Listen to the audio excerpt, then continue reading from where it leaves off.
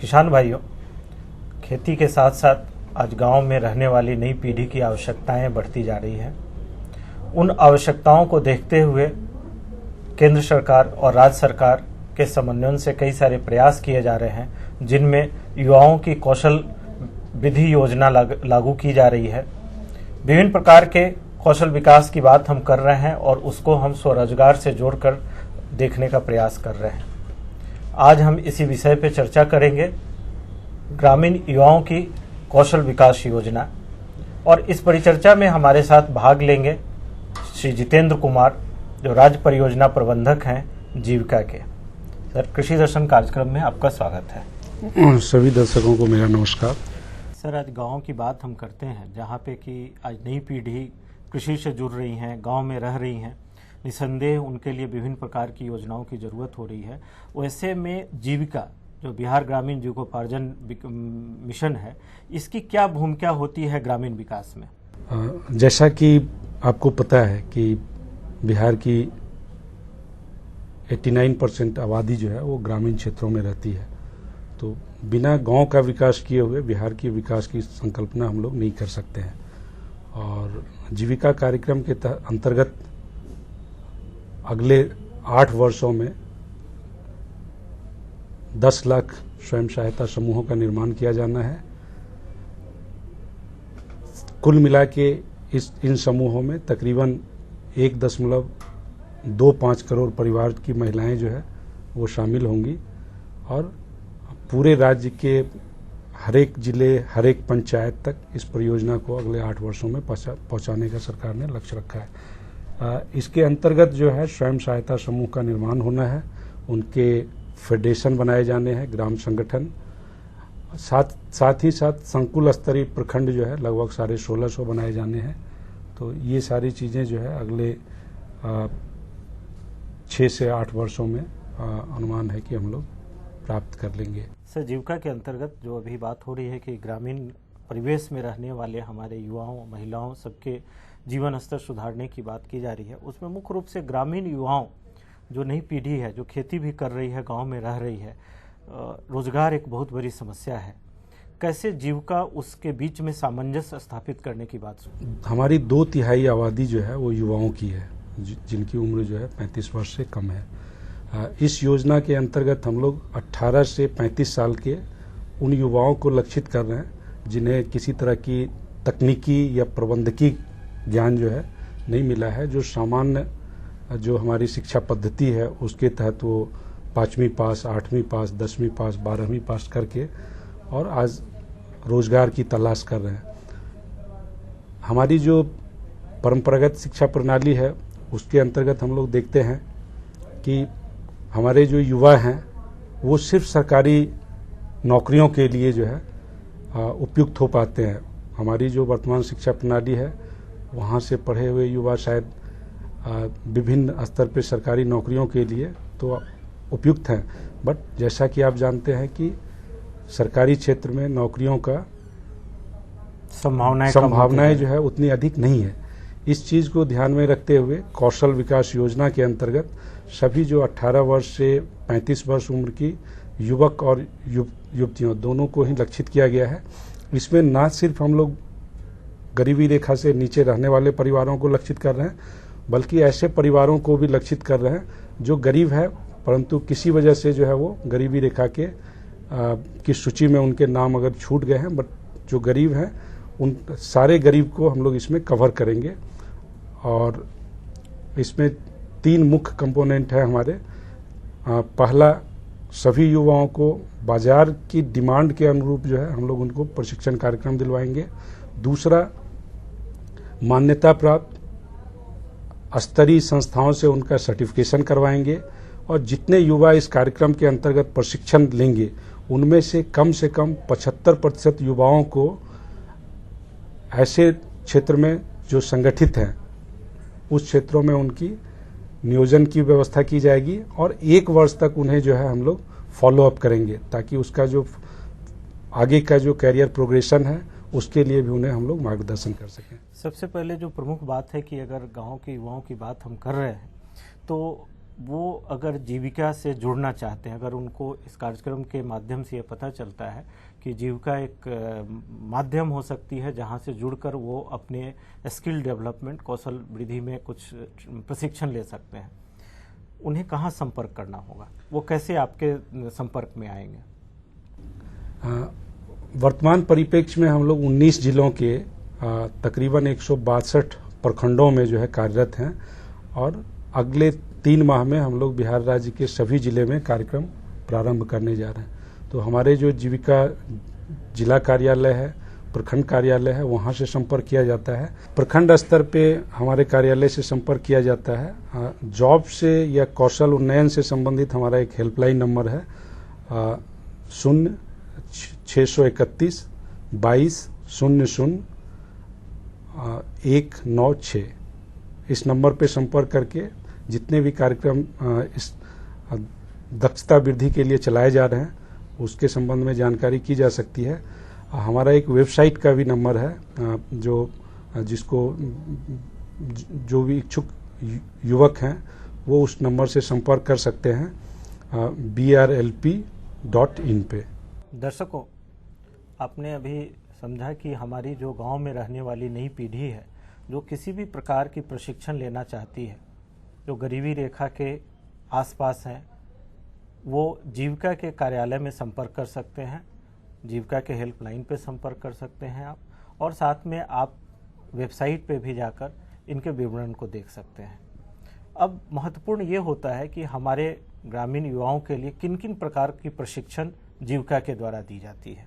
इस कार्यक्रम के अंतर्गत जो कौशल उन्नयन किया जा रहा है, इसकी प्रमुख विशेषताओं में एक तो ये है कि सभी ट्रेड की जो हम लोग प्रशिक्षण दे रहे हैं उन प्रशिक्षण के साथ में इंग्लिश, कंप्यूटर, सॉफ्ट स्किल, ये सभी ट्रेड के प्रशिक्षण के साथ साथ जो है ये अनिवार्य रूप से दिया जा रहा है। जैसा कि आप लोग जानते हैं कि हमारे प्रदेश में कंप्यूटर लिटरेसी की कमी है। वर्तमान परिस्थितियों में जो हम लोग रोजगार उपलब्ध करा रहे हैं वो प्राइवेट सेक्टर की जो अच्छी कंपनियां हैं वहाँ पे रोजगार के अवसर हैं। तो बाजार की जो मांग है उसको ध्यान में रखते हुए कंप्यूटर, इंग्लिश और सॉफ्ट स्किल ये सभी ट्रेड में हम लोग देते हैं।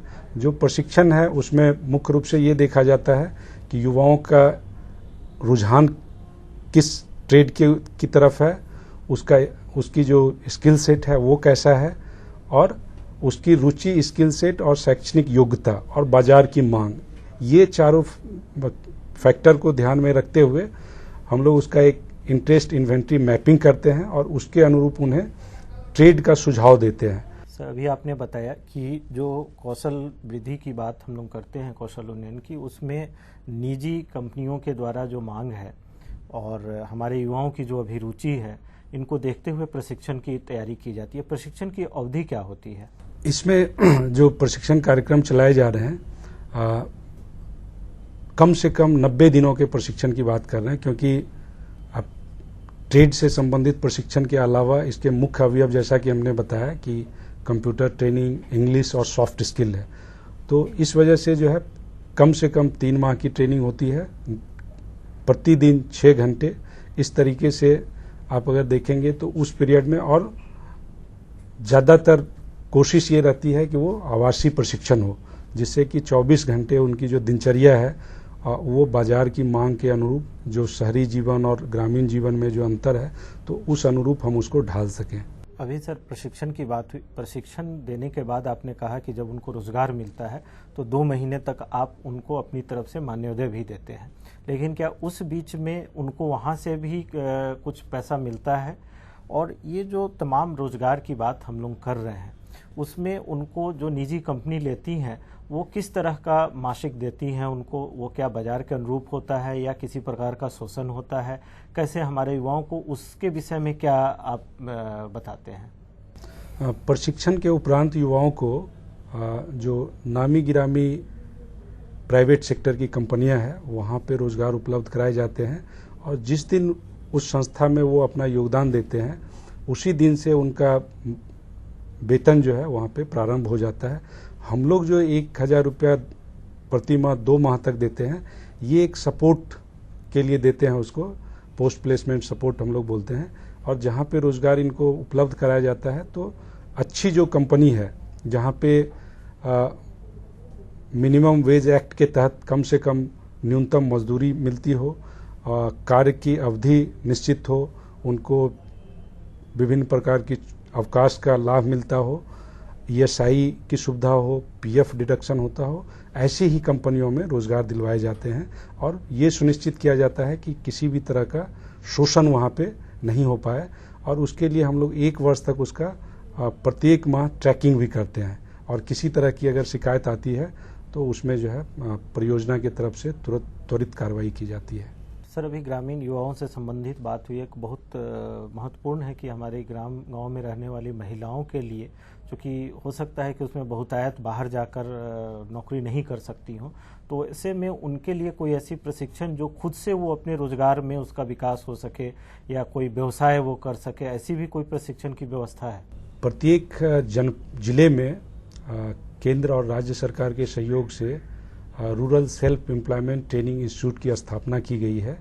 और मुझे यह कहते हुए गर्व महसूस हो रहा है कि बिहार के सभी 38 जिलों में RCT पूर्ण रूपेण जो है कार्यरत है। और प्रत्येक प्रशिक्षण केंद्र में कम से कम पूरे वर्ष में 1000 जो महिलाएं, पुरुष, युवा, उनको प्रशिक्षण करने का लक्ष्य रखा गया है। इनमें बहुतायत संख्या में महिलाएं जो है भागीदारी लेती है। वहाँ पे न सिर्फ इन्हें प्रशिक्षण और उसका प्रमाणीकरण किया जाता है, प्रशिक्षण के उपरांत इन्हें बैंक से क्रेडिट लिंकेज भी करवाया जाता है। और उस व्यवसाय में कैसे अनवरत वो आगे बढ़े, इसके लिए लगातार जो है उनका फॉलोअप किया जाता है। किसान भाइयों, आपने अभी समझा कि कैसे हमारे गांव में रहने वाली नई पीढ़ी के लिए भी सरकार के द्वारा विभिन्न प्रकार की योजनाएं लाई जा रही है, जिससे वो खेती करते हुए गांव के परिवेश में रहते हुए भी अपनी कौशल वृद्धि करें। इस प्रकार की योजनाओं से बहुतायत में हमारे ग्रामीण परिवेश के नई पीढ़ी के युवा और युवतियों ने फ़ायदा लिया है। अभी ज़रूरत इस बात की है कि जीविका के द्वारा पिछले काफ़ी वर्षों से कई तरह की योजना चलाई जा रही है, उसकी सफलता कितनी है, पिछले कार्यक्रमों में और वर्तमान के कार्यक्रमों में क्या अंतर है, और किस प्रकार आगे आने वाले वर्षों में यह अपने लक्ष्य को प्राप्त करना चाहती है। वित्तीय वर्ष 2012-13 में जीविका के द्वारा तकरीबन 30,000 से अधिक युवाओं को कौशल उन्नयन किया गया और लगभग 24,500 युवाओं को नियोजित कराया गया। वर्तमान वित्तीय वर्ष में हम लोगों का लक्ष्य जो है वो कुल मिला के 2 लाख का हम लोग लक्ष्य लेके इस वित्तीय वर्ष के लिए चल रहे हैं, जिसमें 50,000 युवाओं को हम लोग सेल्फ एम्प्लॉयमेंट के लिए प्रशिक्षण देंगे, उन्हें क्रेडिट लिंकेज देंगे और स्वरोजगार स्थापित करने में मदद देंगे। और 1.5 लाख युवाओं को विभिन्न संस्थाओं के माध्यम से पार्टनरशिप करके उन्हें प्रशिक्षित किया जाएगा और बाजार में जो अच्छी वेतन देने वाली कंपनी है उनके साथ उनको नियोजन में मदद की जाएगी। सर, आज जो हम लोगों ने चर्चा की, जिसमें गांव की एक बहुत बड़ी समस्या है नए युवाओं के लिए रोजगार मिलना, और रोजगार के साथ साथ सबसे बड़ी बात है कि उनको किस तरीके से प्रशिक्षण प्राप्त हो, इन सारे विषयों पे हम लोगों ने विस्तृत चर्चा की। हमें लगता है कि गांव में रहने वाले हमारे किसान और ग्रामीण इस पूरे कार्यक्रम से काफ़ी लाभान्वित होंगे। और आपने कृषि दर्शन में आए, इसके लिए सर आपका बहुत बहुत धन्यवाद।